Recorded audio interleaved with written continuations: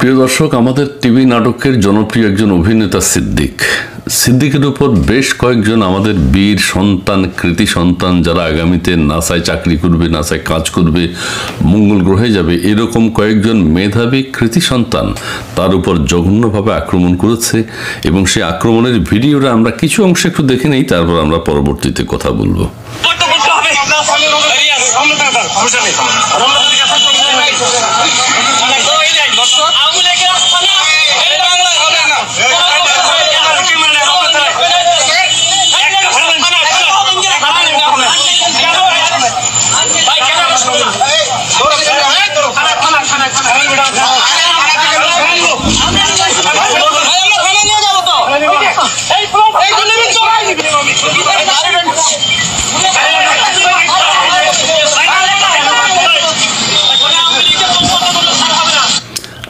আচ্ছা, যাই হোক, ভিডিওটা আপনারা অনেকে দেখেছেন। তার উপর নির্যাতন চলছে এবং সেখানে আইন শৃঙ্খলা বাহিনীর সদস্যরা ছিল। যেই বীর সন্তান, কৃতি সন্তানদেরকে দেখেছেন, এরা আগামীতে টেসলা, ইলন মাস্কের সাথে কাজ করবে এবং যে কথা আগে বলেছিলাম, নাসায় এবং বিল গেটসের সাথে তারা কাজ করবে। অ্যামাজনের প্রতিষ্ঠাতা যিনি আছেন, জেফ বেজোস, তার সাথে কাজ করবে। এই মেধাবীরা কিন্তু এগিয়ে যাচ্ছে ধীরে ধীরে।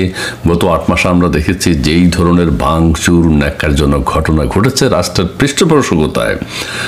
এই মেধাবীদেরকে আমাদের প্রফেসর ডক্টর ইউনূস সাহেব বিদেশে রপ্তানি করবেন, এক্সপোর্ট করবেন এবং বিদেশের বাণিজ্য বৃদ্ধিতে এই এক্সপোর্ট অনেক সহায়তা করবে। এবং যেই কৃতি মেধাবী দুঃসাহসী আলেকজান্ডাররা আজকে সিদ্দিকের উপর আক্রমণ করেছে, তারা প্রত্যেকে অ্যাওয়ার্ড পাবে, মানে জাতীয় স্বীকৃতি পাবেন। বঙ্গবন্ধু ভবন ভাঙা থেকে শুরু করে সারা দেশে যে নৈরাজ্য চালিয়েছে, যাদেরকে হত্যা করেছে, সিদ্দিককে মেরে ফেলেনি।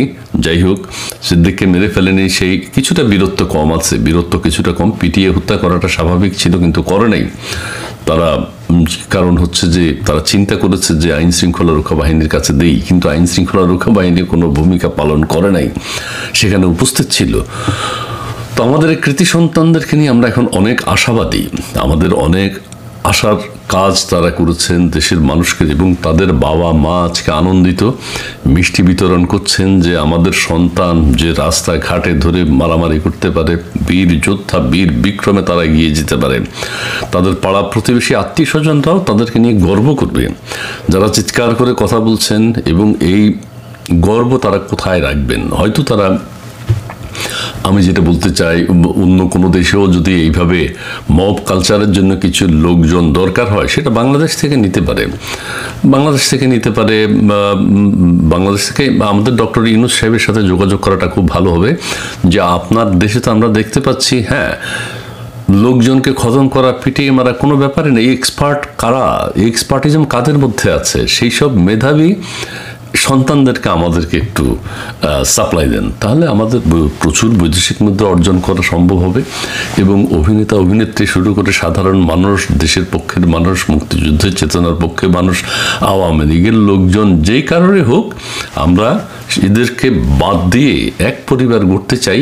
অন্যান্য দেশে যেভাবে রাজনৈতিক মতাদর্শ যেভাবে আছে, সেইভাবে আমাদের এই মেধাবী সন্তানদেরকে আমরা ওইসব দেশে পাঠানো উচিত। স্টারলিংক বাংলাদেশে এসে গেছে। ইলন মাস্কের সাথে আমাদের এখন চমৎকার সম্পর্ক রয়েছে। সেই সম্পর্কের কাজ ইলন মাস্কের টেসলা, ইলন মাস্কের স্পেস এক্স, মঙ্গল গ্রহে যাওয়া টাওয়ার সমস্ত কিছুর ক্ষেত্রে তিনি আমাদের এই বীর সন্তানদেরকে নিতে পারেন। আর একটা হচ্ছে ইলন মাস্কের ওই যে স্টারলিংক বাংলাদেশে কেন এসছে, এর মধ্যে নিশ্চয়ই আপনারা জেনে গেছেন। আরাকানের সাথে আমাদের একটা মানে সম্পদশালী দেশ আরাকান, নতুন স্বাধীন দেশ হতে যাচ্ছে আরাকান। সেই সম্পদশালী, অত্যন্ত ঐতিহ্যপূর্ণ একটা দেশের সাথে আমাদের রিলেশন হতে যাচ্ছে, যেটার রিলেশনের সংযোগদাতা হচ্ছেন আমাদের প্রফেসর ডক্টর মোহাম্মদ ইউনূস। এবং আমরা সব কিছু দেখতে পাচ্ছি। সিদ্দিকের উপর যে সিদ্দিকের উপর বীর সন্তানরা যে আক্রমণ করেছে, খুবই ভালো লেগেছে। আমাদের আরেকটা ভালো লাগার বিষয় হচ্ছে যে আমাদের এই বীর সন্তানদের বাবা মারা যে আজকে কৃতিত্বের সাথে এলাকায়, দাপটের সাথে এলাকায় চলাফেরা করবেন আমাদের ওই ঈদের মতো।